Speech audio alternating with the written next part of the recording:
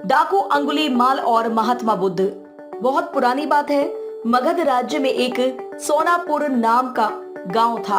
उस गांव के लोग शाम होते ही अपने घरों में आ जाते थे और सुबह होने से पहले कोई भी घर के बाहर कदम भी नहीं रखता था। इसका कारण डाकू अंगुलीमाल था। डाकू अंगुलीमाल मगध के जंगलों की गुफा में रहता था। वह लोगों को लूटता था और जान से भी मार देता था।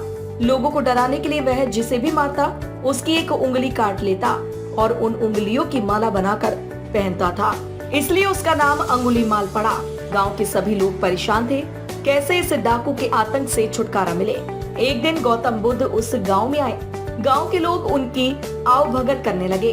गौतम बुद्ध ने देखा कि गांव के लोगों में किसी बात को लेकर दहशत फैली है।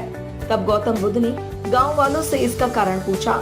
ये सुनते ही गांव वालों ने अंगुलीमाल के आतंक का पूरा किस्सा उन्हें सुनाया। अगले ही दिन गौतम बुद्ध जंगल की तरफ निकल गए। गांव वालों ने उन्हें बहुत रोका पर वो नहीं माने।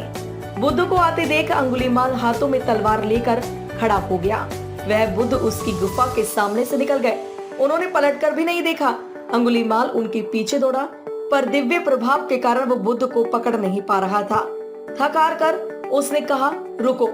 बुद्ध रुक गए और मुस्कुराए, बोले, मैं तो कब का रुक गया, पर तुम कब ये हिंसा रोकोगे? अंगुलीमाल ने कहा, सन्यासी, तुम्हें मुझसे डर नहीं लगता? सारा मगध मुझसे डरता है। तुम्हारे पास जो भी माल है निकाल दो, वरना जान से हाथ धो बैठोगे। मैं इस राज्य का सबसे शक्तिशाली व्यक्ति हूँ। बुद्ध जरा भी नहीं घबराए और बोले, मैं ये कैसे मान लूं कि तुम ही इस राज्य के सबसे शक्तिमान इंसान हो?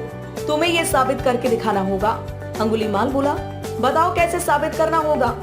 बुद्ध ने कहा, तुम उस पेड़ से 10 पत्तियां तोड़ कर लाओ। अंगुलीमाल ने कहा, बस इतनी सी बात? मैं तो पूरा पेड़ उखाड़ सकता हूँ। अंगुलीमाल ने 10 पत्तियां तोड़ कर ला दी। बुद्ध ने कहा, अब इन पत्तियों को वापस पेड़ पर जाकर लगा दो। अंगुलीमाल ने हैरान होकर कहा, टूटे हुए पत्ते कहीं वापस लगते हैं क्या? तो बुद्ध बोले, जब तुम इतनी छोटी सी चीज को वापस नहीं जोड़ सकते तो तुम सबसे शक्तिशाली कैसे हुए? यदि तुम किसी चीज को जोड़ नहीं सकते हो तो कम से कम उसे तोड़ो मत। यदि किसी को जीवन नहीं दे सकते तो उसे मृत्यु देने का भी तुम्हें कोई अधिकार नहीं है। ये सुनकर अंगुलीमाल को अपनी गलती का एहसास हो गया और वह बुद्ध का शिष्य बन गया और उसी गांव में रहकर लोगों की सेवा करने लगा।